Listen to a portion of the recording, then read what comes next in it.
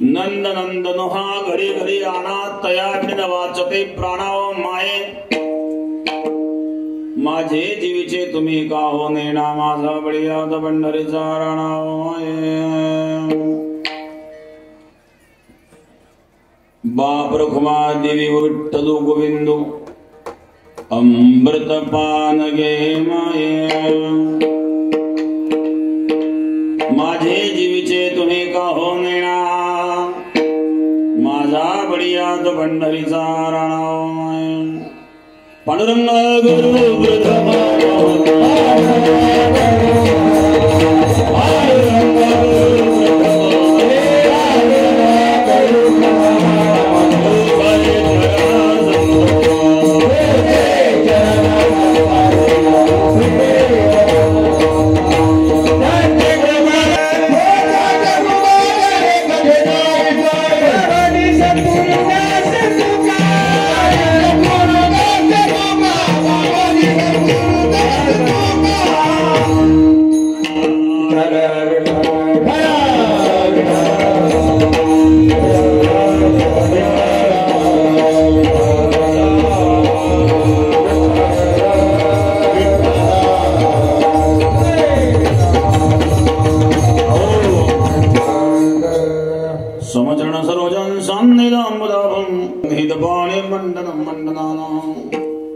तरुण तुलसी माला गंधर्व कुंजनित्रम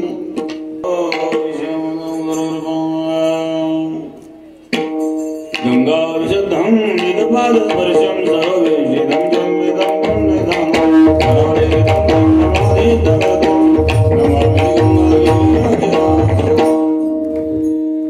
शिवची ही शीलः समदक्ष सप्रताप जितेन्द्रियं तम नारायण गिरी वंदे सचिदानंद विग्रहम्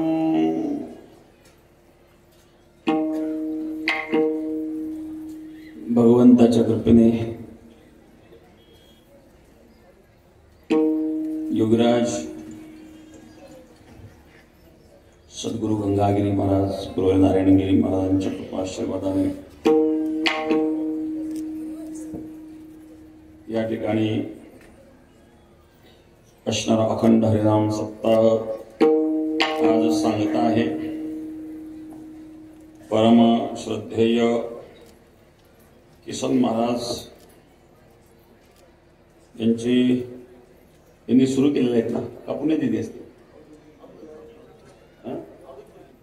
अवधूत गुरुजींची पुण्यतिथी का त्यांनी सुरू केलेलं आहे। तर बऱ्याच वर्षापासून हा सप्ताह सुरू आहे। किसन महाराज मंदिर परिसर आणि पंचक्रोशीतील सर्व भक्तगण कार्यक्रमाचे संयोजक हरिभक्तपरायण छगन महाराज आणि उपस्थित सर्व भजनी मंडळ गायक वादक मंडळ ज्येष्ठ मंडळ तरुण मंडळ महिला मंडळ भजनी मंडळ सर्व मान्यवर मंडळ सर्वांना धन्यवाद। या ठिकाणी 7 दिवस कीर्तन महोत्सव संपन्न झालेला आहे आणि शिव महापुराण कथाही या ठिकाणी संपन्न झालेली आहेत। अखंड हरिनाम सप्ताह शिव महापुराण कथा आणि आज सांगत आहे काल्याचे कीर्तन। समस्त ग्रामस्थ कावी आणि पंचक्रोशीतील आजूबाजूजवळ 20-25 गावातून या ठिकाणी लोक उपस्थित आहेत। भव्य अशा प्रकारचा हा सप्ताह पार करत असतो। जवळ 6-7 वर्षापासून आम्ही या ठिकाणी येत असतो। आज सांगत आहे काल्याचे कीर्तन। 2 किंवा अनेक पदार्थांचं मिश्रण म्हणजे काला। काला म्हणजे मिश्रण। जीव ब्रह्म ऐक्य रूपी असणारा हा काला आहे किंवा काला म्हणजे प्रसाद। प्रसादस्तु प्रसन्नता ज्या भोजनामध्ये प्रसन्नता असते त्याला प्रसाद म्हणतात. भोजनामध्ये 4 गुण असावे: स्वारूप्य, स्वारस्य, सुगंध आणि स्वादिष्ट. स्वारूप्य म्हणजे रंग चांगला असावा. भाजीचा रंग चांगला असेल तर खाण्याला आनंद वाटतो. स्वारस्य म्हणजे रसदार असावी, त्यात जीवनसत्व विटॅमिन्स असावे. सुगंध म्हणजे गंध चांगला असावा. स्वादिष्ट म्हणजे चव चांगली असावी. खाणारा भूक लागली असावी. वाढणारा आग्रह करणारा असावा. आणि स्वयंपाक करणारी सुगरण असावी, मग तो आला. आता एक सुगरण बसली खिचडी बनायला. तिने खिचडी बनवली 3 मजली. तळाला जळकेवाडीमध्ये चिखलवाडीवर तांदूळवाडी. खाणाऱ्याने काय करावं? स्वयंपाक, पाक एक शास्त्र आहे. एक कथा आहे. पांडव जेव्हा अज्ञातवासामध्ये होते, विराट राजाकडे भीमाकडे एक जबाबदारी होती स्वयंपाक करण्याची, आचारी म्हणून. बल्लव या नावाने भीम आचारी म्हणून विराट राजाकडे काम करीत होता. पण भीमाला काय लहर आली. भीमाने सांगितलं, राजा, उद्या जर तू माझ्या हातचं भोजन केलं तर तू तरुण होशील. मी उद्या असा स्वयंपाक करणार आहे, जर तू भोजन केलं तर तरुण होशील. पहाटे 4 वाजता भीमाने मसाला वाटायला सुरुवात केली. मसाला वाटता वाटता दुपारचे 2 वाजले तरी भीम मसालाच वाटत होते. राजाने विचारले, 2 वाजले तरी भीम मसाला वाटतोय, भाजी कधी व्हायची, जेवण कधी व्हायचं? राजाला भूक लागली. राजाने घेतलं जेवण करून. भीमाला जेव्हा कळलं, भीमाला रागच आला. एवढी मोठी मेहनत मी घेतली, काय आणखी थोडं दम निघत नव्हतं का? तो मसाल्याचा गोळा घेतला भीमाने हातात आणि मारूनच टाकला राजा. तो गोळा राजाला न लागता तो खांबाला लागला. तो मसाल्याचा गोळा खांबाला लागल्या बरोबर त्या खांबाला पालवी फुटली. महाराज, मी म्हणला, राजा, तुझ्या प्रारब्धात नव्हतं. हा मसाला तुझ्या पोटात गेला असता तर खरोखर तो तरुण झाला असता. मग एवढ्या वेळापर्यंत भीम मसाला का वाटत होता? तर आयुर्वेद शास्त्र सांगतं, मर्दनम गुणवर्धनम. पदार्थाचं जेवढं तुम्ही मर्दन कराल तेवढी गुणवृद्धी होत असते. मग पाट्यावर वाटलेला मसाला आणि मिक्सरचा मसाला, दोन्ही मसाल्यामध्ये चव वेगवेगळी आहे. याला कारण प्रक्रिया भिन्न आहे. पाट्यावर वाटलेला मसाला त्याचं मर्दन केलं जातं आणि मिक्सरमध्ये केलेला मसाला तर तुकडा केला जातो. तुकडा करण्याची प्रक्रिया वेगळी, मर्दन करण्याची प्रक्रिया वेगळी. इथं प्रक्रिया बदलली, पदार्थाची चव बदलली, पदार्थांमध्ये असणारे विटॅमिन्स बदलले. म्हणून स्वयंपाक हे सुद्धा एक शास्त्र आहे. स्वयंपाक करणाऱ्या व्यक्तीचे संस्कार त्यात येतात. कोणत्या पात्रात आपण अन्न शिजवतो? सर्वात श्रेष्ठ पात्र म्हणजे मातीचं. लॅबचे रिपोर्ट सांगतो मला. मातीच्या भांड्यामध्ये जर अन्न शिजवलं तर 1% विटॅमिन्स कमी होत नाही. बघा, मातीच्या तवलीत, मातीच्या भांड्यामध्ये केलेली कढी किती स्वादिष्ट. पातेल्यात ती चव येणार नाही. मग वेगळेपणा काय? तर लॅबचे रिपोर्ट आहे किंवा तुम्ही प्रयोग करून पाहू शकता. कुकरमध्ये भात शिजवा. सकाळी केलेला भात संध्याकाळी खराब होतो. संध्याकाळी खाऊ शकत नाही आपण कुकरमध्ये शिजलेला भात. आणि तोच भात मातीच्या गाळग्यात शिजवा. आज केलेला भात तुम्ही परवा खाऊ शकता. करून पहा. आज शिजवलेला भात परवा जरी तुम्ही काढून पाहिला तरी तो खराब झालेला नसतो. आणि कुकरचा भात सकाळी शिजवलेला भात संध्याकाळपर्यंत खराब होतो. मग एका दिवसात खराब जातो, 2 दिवस टिकला, याचा अर्थ काय झाला? पदार्थ तर तोच आहे, शिजण्याची प्रक्रिया तीच आहे, पण ज्या पात्रामध्ये तुम्ही शिजवला त्या पात्राचे सुद्धा गुणदोष अन्नामध्ये येतात. त्यानंतर काशाचा वापर केला. पूर्वी काशाची भांडी लोक वापरायची. 5% विटॅमिन्स काशात कमी होतात, तांब्यात 10% कमी होतात, पितळात 15% कमी होतात. आणि ॲल्युमिनियम मध्ये शिजलेलं जे अन्न असतं त्याचे 80% विटॅमिन्स नष्ट होतात. ॲल्युमिनियम हा धातू अन्न शिजवण्यास योग्य धातू नाही. ह्याच्यावर अनेक देशांमध्ये रिसर्च झाले. एक वॉशिंग्टनची बातमी होती अमेरिकेतली. त्यांनी 10 देशातील ॲल्युमिनियम धातूवर आणि संशोधन करून आणि अनेक डॉक्टरांनी एकत्रित करून संशोधन करून सांगितलं की सतत ॲल्युमिनियम धातूमध्ये जो अन्न शिजवून खातो त्याला 80% कॅन्सरचे चान्सेस असतात. ॲल्युमिनियम हा धातू भारतीय धातू नाही. हा ब्रिटिशांनी भारतात आणला आहे. आणि तो कुठं आणला? जेलमध्ये. जेलमध्ये ॲल्युमिनियमचे भांडे असतात ना, तुमच्यापैकी कोणी अनुभव घेतला नाही का? ॲल्युमिनियमचे भांडे जेलमध्ये का वापरतात? कारण ॲल्युमिनियम मध्ये शिजवलेलं जे अन्न असतं त्याच्यामध्ये विटॅमिन्स कमी झालेले असतात आणि जेलमध्ये राहणाऱ्यांना शक्ती, तो जगावा पण त्याची शक्ती जर वाढली तर तो त्या ठिकाणी उन्मत्तपणा करू शकतो. म्हणून ब्रिटिशांनी ॲल्युमिनियम हा धातू जेलमध्ये आणला. पण आज आपण घरोघरात तो वापरतो. तो वापरण्यास योग्य नाहीये आरोग्याच्या दृष्टिकोनातून. पूर्वी बघा क्विंटलचं पोतं लोक सहज उचलीत होते, आता गोणी उचलणं मुश्किल झालं.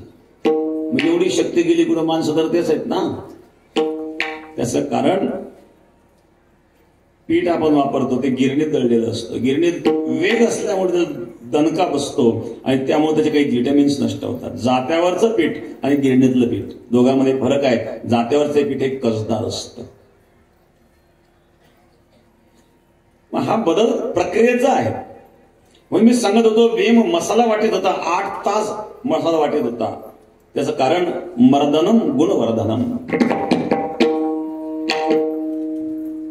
तात्पर्य भोजन हा एक प्रसाद असावा, तो भगवंताच्या चिंतनात केलेला असावा आणि मग त्यामध्ये आनंद आहे. पवित्रते अन्न हरिचिंतनी भोजना. हरिचिंतनात केलेलं भोजन पवित्र असतं आणि तो काला असतो.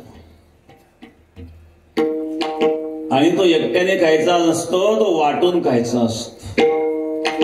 काला वाटो एकमेका वैष्णविका संभ्रमा.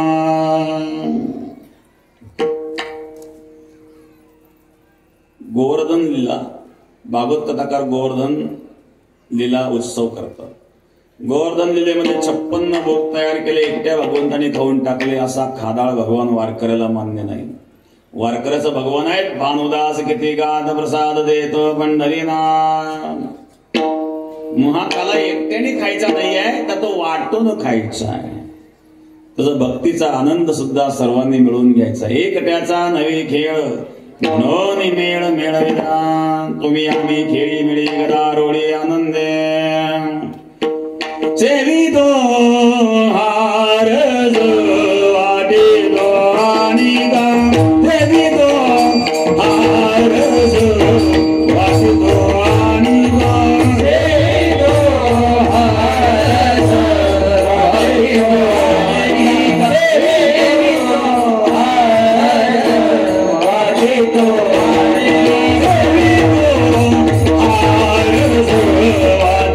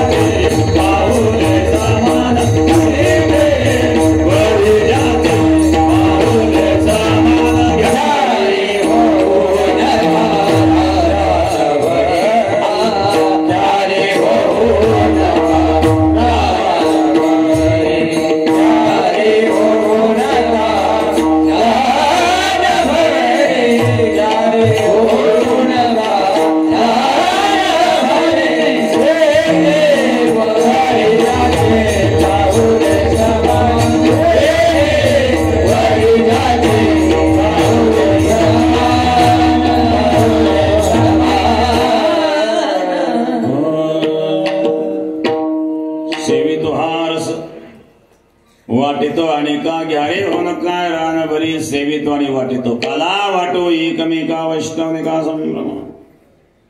काल्याचा प्रसंग आहे. काल्याच्या प्रसंगामध्ये भगवान कृष्णाच्या बाललीलांचं वर्णन केलं जातं. त्यात सेवेकरता घेतलेली गौरण ही विरहिणी, ज्याला विरहानुराग म्हणतात. भक्ती मार्गामध्ये 3 प्रकारचे अनुराग मानले जातात. पूर्वानुराग, मिलनानुराग आणि विरहानुराग. पूर्वानुराग म्हणजे काय? अंतःकरणामध्ये भगवत दर्शनाची तीव्र जिज्ञासा. कै येता देखेन माझा माय बाप, घटिका बोटे दिवस लेखी धरून या माप.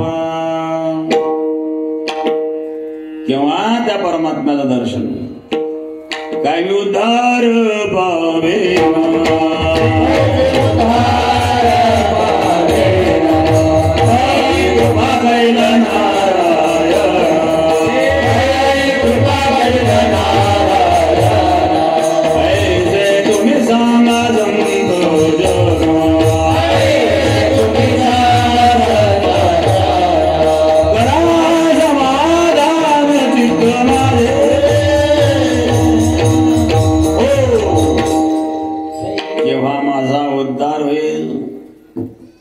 केव्हा भगवंताची कृपा होईल. अंतःकरणामध्ये भगवत दर्शनाची तीव्र जिज्ञासा आहे. पण अजून दर्शन झालेलं नाही. दर्शनापूर्वीची तीव्र जिज्ञासाला पूर्वानुराग म्हणतात. दर्शन दो घनश्याम दात मोरिया अखिया प्यासी दर्शन दो घनश्याम नाथ मोरी अखिया प्यासी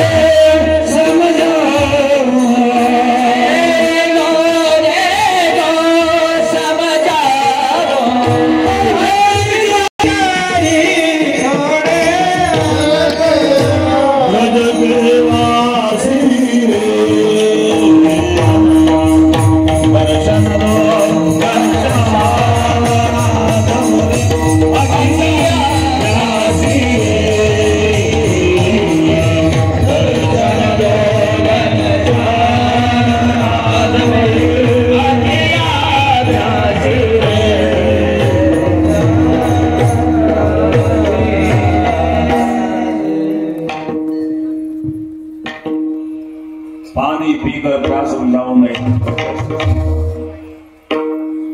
हे भगवान, हे डोळे तुझ्या दर्शनाकरता व्याकुळ झाले. तहान लागेल पाणी पिल्यानंतर तहान शमेल, पण या डोळ्याची तहान तुझ्या दर्शनाशिवाय शमणार नाही. पाणी पीकर प्यास बुझाओ मैं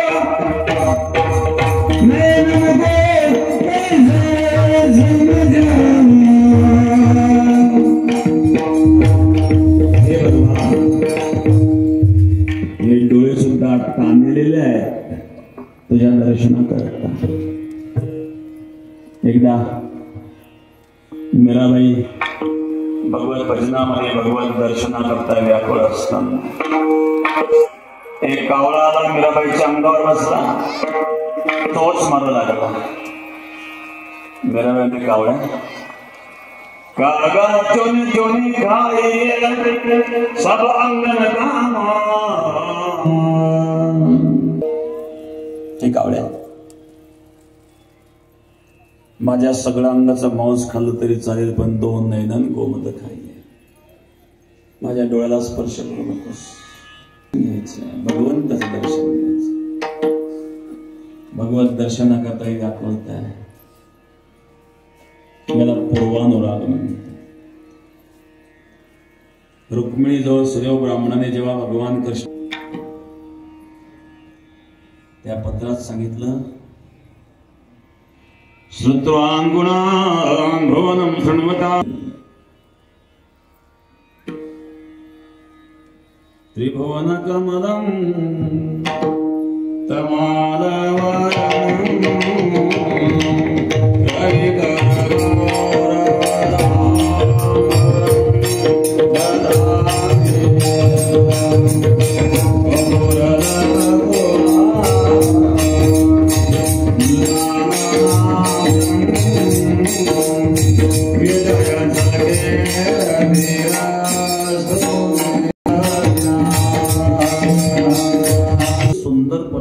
एकत्रित केले तरी त्या परमात्म्याच्या सौंदर्याची बरोबरी होणार नाही.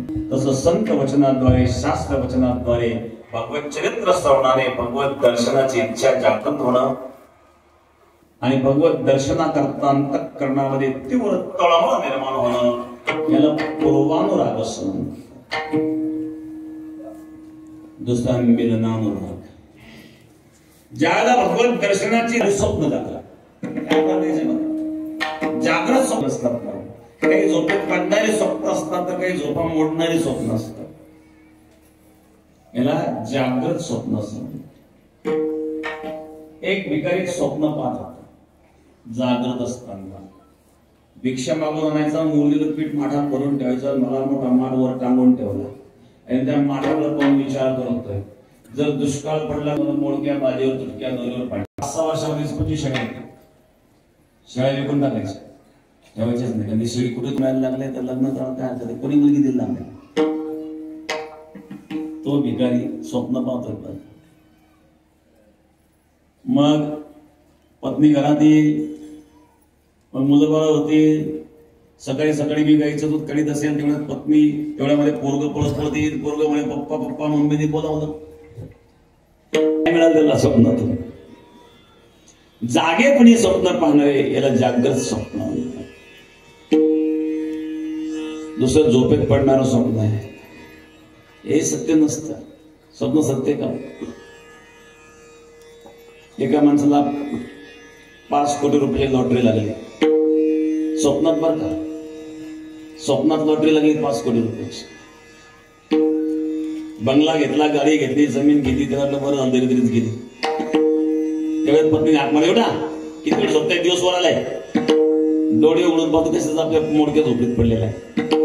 स्वप्नातले 5 कोटी गेले कुठे? सत्य नाहीये. पण एक स्वप्न आहे जे जागृत अवस्थेत सत्य ठरतं, त्याला स्वप्न जागृत असं म्हणतात.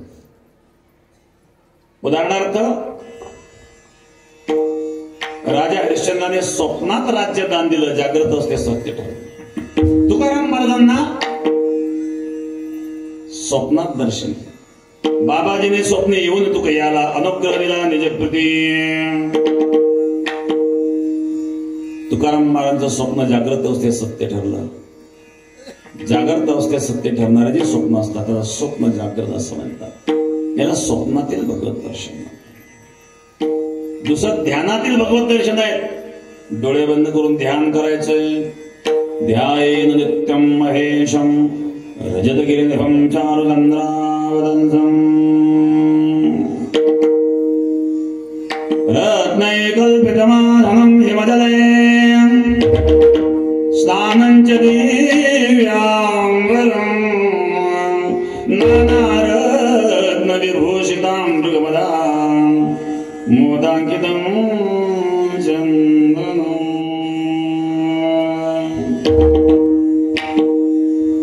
जाति चम्पकबिल्वपत्ररचना पुष्पञ्च धूपं दधा दीपं देवदयानिधि पशुपते यत्कल्पितं गृह्यताम्. बंद करून ध्यानात पूजा करते.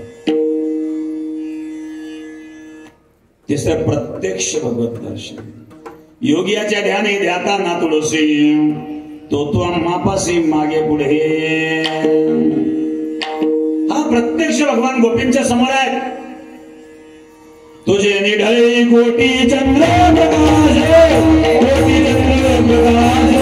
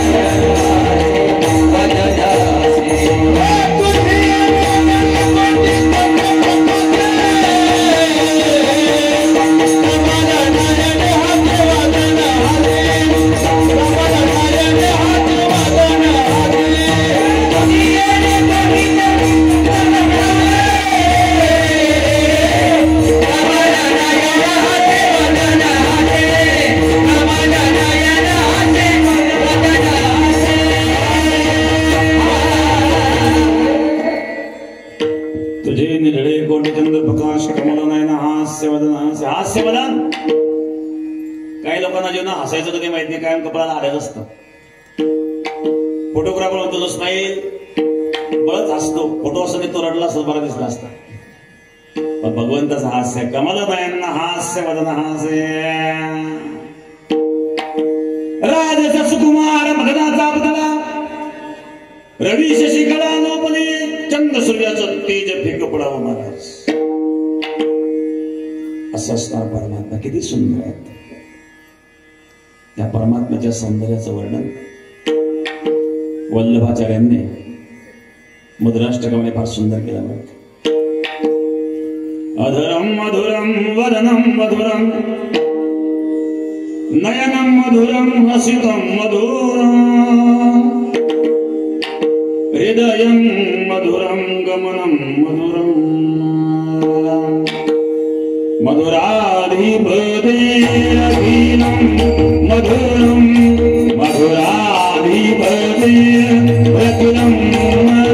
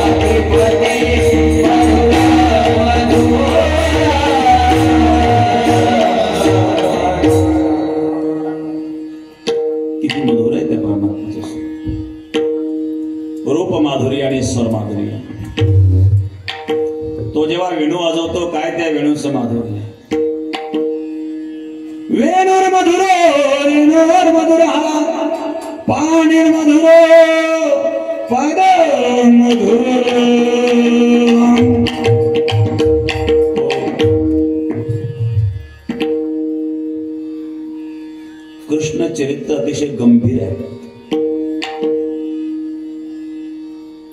लोकांना कृष्णही कळत नाही, गवळणही कळत नाही. मना एक गवळण झाली गवळण सुरू डोळे मुरडीत मुरडीत मुरडीत राधाचा दे अशी डोळे मुरडणारी राधा होते. कधी राधा कळत नाही, गोपी कळत नाही, कृष्णही कळत नाही, काहीतरीच धिंगाणा. कृष्ण गोपी गोपाळ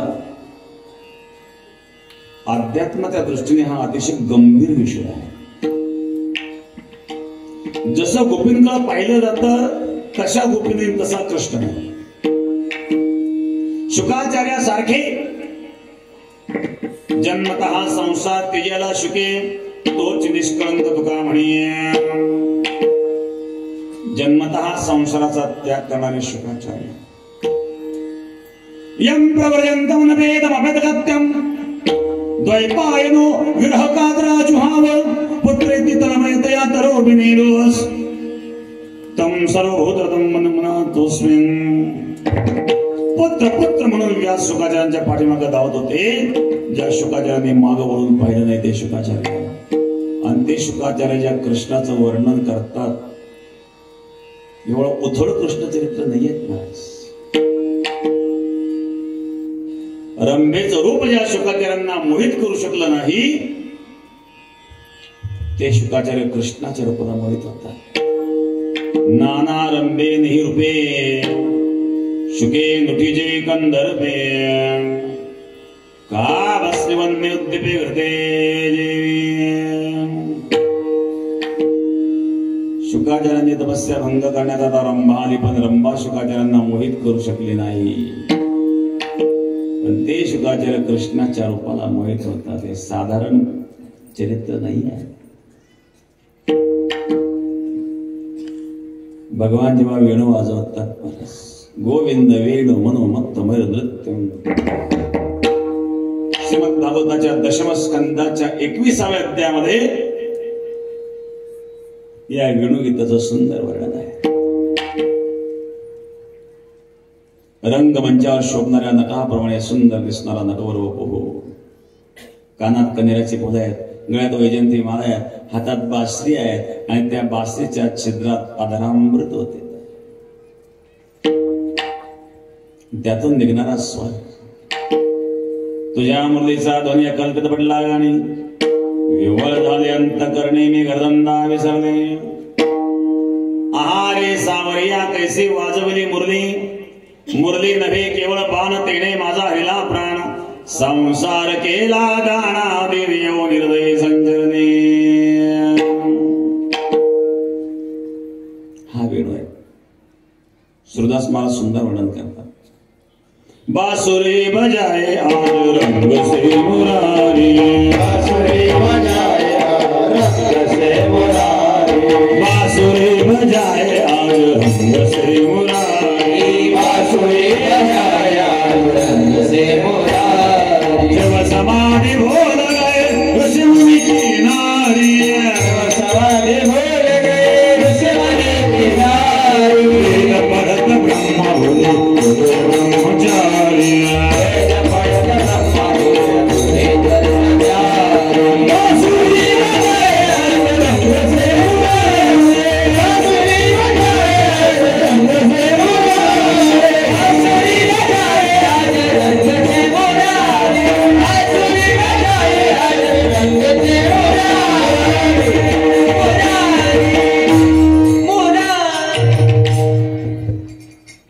या वेणूचा स्वर कैलासामध्ये भगवान शिवाच्या कानावर गेला. भगवान शिवानी समाधी सोडून दिली. महाराज समाधी सुखाच्या पलीकडे या वेणूच्या स्वराचा आनंद आहे. शिव समाधी भूल गए ऋषि मुनि की नारी. वेद पढ़त ब्रह्म भूले ब्रह्मचारी.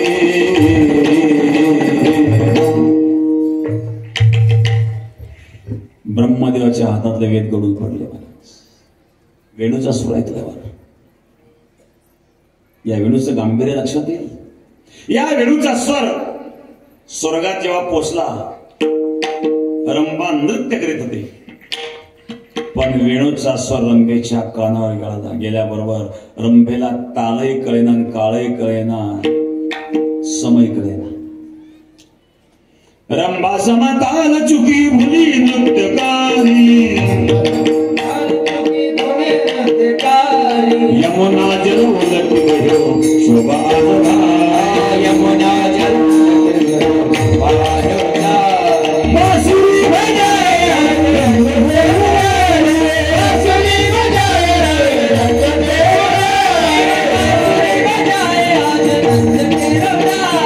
बांसुरी बजाए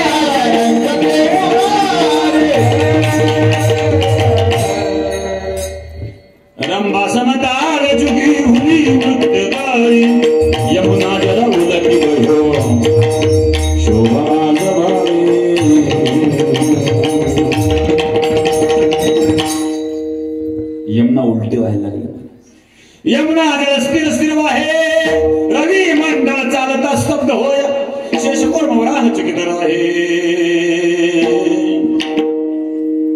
बाळा स्तनदेव विसरली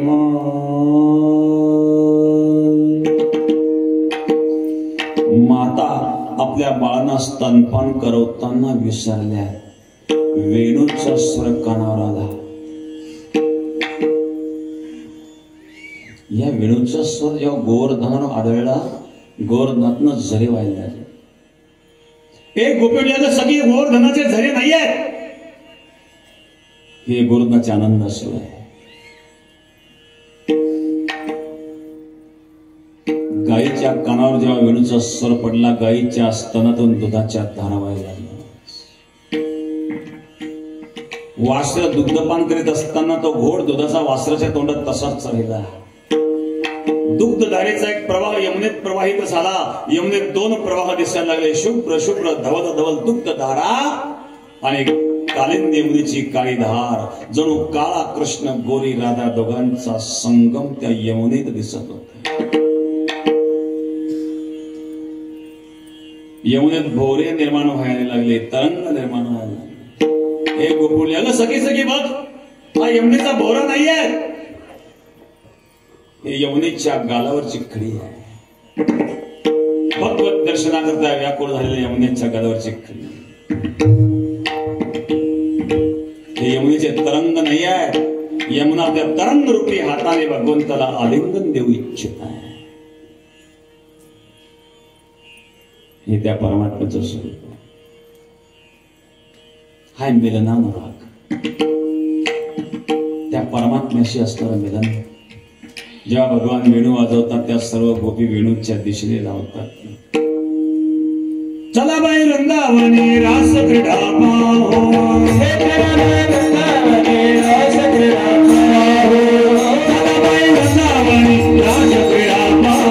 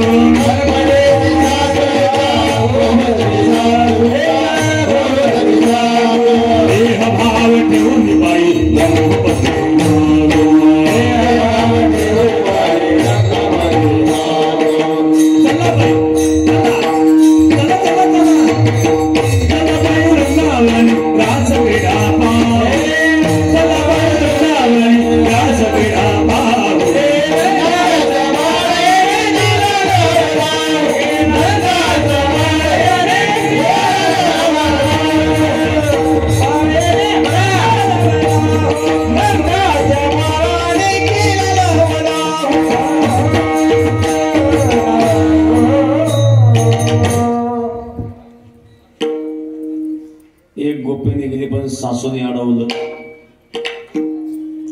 पूर्वीच्या सासू फार जहाल होत्या. आजच्या सासवांचे काय हाल आहे त्यांचे त्यांनाच माहित. बिचाऱ्यांना बोलायची सोय नाही, वृद्धाश्रम. जहाल होत्या पूर्वी सासू. सासू शब्द आता माहिती का? सासू जी सुनेला आणि ती आसू तिला म्हणावं सासू. सासूने सोना शेतात चालले सोबत. पण त्याच्या आज तर सासू सुना सोबत सुनबाई पुढून सासूबाई माग हा त्याला का सासूची किंमत आहे का चालेल तोंड घेऊन पुढं तिने काय करावं. दुसऱ्या दिवशी सुनबाई मागं राहिली. आज तर सासू पुढून सुन माग टांगण्या मोडल्या ना कशी चालत ती. तिसऱ्या दिवशी ते सोबत चालायला लागले. आज तर सासू सुना सोबत हो माझी सोबत आहे ना सोबत नाही चालत काय. ही गोपी सुद्धा सांगते कल्पनेची सासू हिचा बहुतची सासू पण देहभाव ठेवणे पायी ब्रह्मपदेना देह भावाचा त्याग करून परमात्म्याकडे जायचं. या लागी शरीर सांडवा किजे सकळ गुणांचे लोण उतरजे संपत्ती बधू सांडीजे कुरवंडी करून हाय मिलना महाराज. भगवान त्या गोपींच्या समवेत त्रास दिला करतात. या गोपींना आपलं स्वागत आहे. शरद पौर्णिमेची निर्मल रात्र आहेत. चंद्राचा शीतल प्रकाश कुमुदिनीचा सुगंध भ्रमराचा गुंजारव यमुनेचा कलरव मंद मंद वारेच्या झुळका आणि त्यामध्ये असणारे वेणूचा मधुर स्वर. जेव्हा त्या गोपी वेणूच्या स्वराच्या दिशेने धावतात. शरद पौर्णिमेची रात्र या गोपींना आपलं स्वागत आहे. स्वागतम ओ महाभाग प्रियंकिम करवाणि भगवान पिता रात्रि शरदोद्फुल्ल मल्लिका बर्हापीडं नटवर्वभो कर्णये कर्णिकारं वीर्यप्रदवा सगुणगतविषं वैजयन्तीं जमानं रन्ध्रान् वेणुरधर सुधया पुरं गोवृन्दे वृन्दारण्यं सुपधर्मं प्राविशद्गीतगिरिति. या गोपींना स्वागत आहे आपलं. कसं काय येणं केलं तुझा वेणूचा स्वर ऐकून आला. त्या गोपींचा शुद्ध भाव पाहिल्यानंतर भगवान परमात्मा त्या गोपिकांशी लीला करतात. रास लीला रसो वैसेती रास रास क्रीडा वृंदावनी खेळे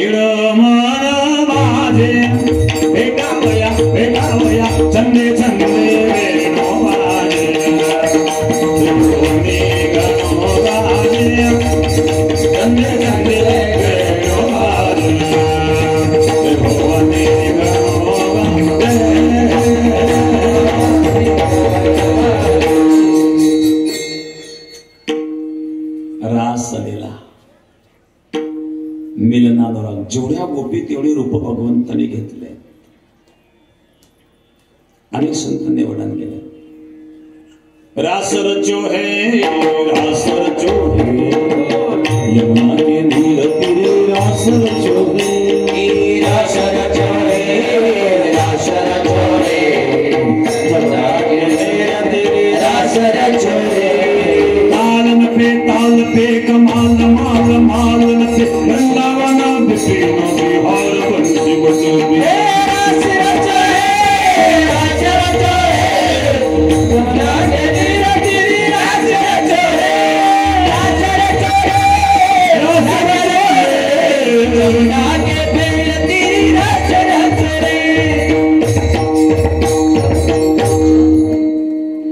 रास संत नंददास महाराज देखील या रासलीलेचं फार सुंदर वर्णन करतात. देखो रे नागारी नटवणे रंगरंगी नटवा पेनके नगर कोकण की तक है अच्छे की किमी का तक तंबर के तक तक लगी नरदी से के तक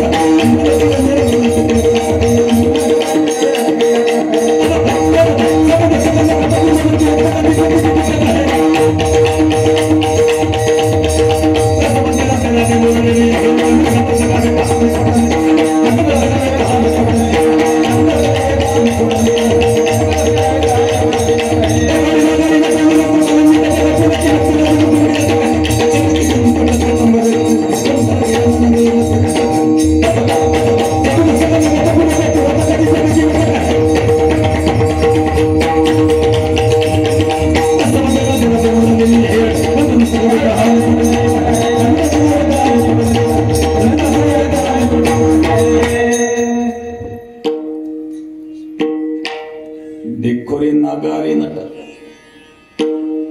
नटाप्रमाणे सजलेला नटवर नागर, निरंतर कालिंदी तट यमुनीच्या तीराला गोपिकांच्या मध्यभागी रास लीला कर. हाय मिलनानुराग. परमात्म्याशी मिलन झाल्याच्या नंतर अंतःकरणामध्ये सूक्ष्म अहंकार जागृत झाला. आग आहे बघा. आग जरी विझवली, एखादी ठिणगी जर शिल्लक असेल तर त्या ठिणगीचा बळका कधी होईल सांगता येत नाही. दुधामध्ये जर छोटासा केर पडलेला असेल तर दूध उकळत असताना कधी कधी तो चमकतो, पुन्हा अदृश्य होतो, पुन्हा चमकतो. तसं आपल्या अंतःकरणामध्ये अहंकाराची ठिणगी थोडी जरी शिल्लक राहिली तरी कधी कधी तिला बळका होतो. आणि त्या गोपींचा असणारा सूक्ष्म अहंकार जागृत झाला आणि भगवान अदृश्य झाले आणि त्या गोपी रडायला लागल्या. कानया रे